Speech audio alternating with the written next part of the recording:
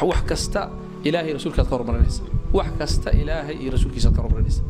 nafteena dib aan u weydiino rasuulka sallallahu alayhi wasallam jacasha sidaba mu jacasha ahadiistiisa hadaad maqasho ma dhageysataa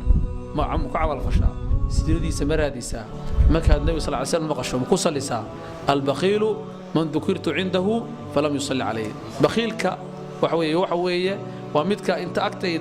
agtiisa wax leeyahay xuso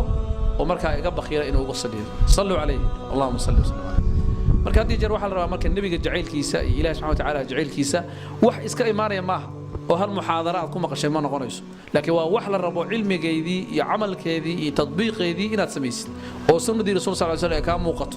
ilaahay subhanahu wa ta'ala daacadiisii cibaadaadkiisii iyo khashiyadiisii ay ka muuqato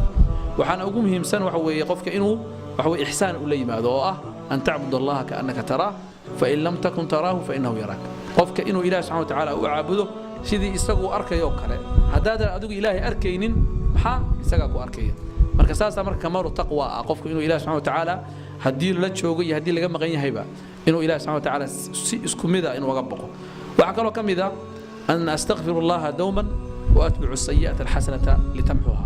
inaan hadii xumaan aan sameeyo aan xasana ka dambaysiyo astaghfirullah xumaan baad ku dhacday astaghfirullah qof baad xamatay walaalay waan ku xantay afi astaghfirullah xumaan baad wax ilaahay subhanahu wa ta'ala ka reebay oo macsiyo la timid ilaahay inaad dambi dhaaf weydiisatid hadiya jeer marka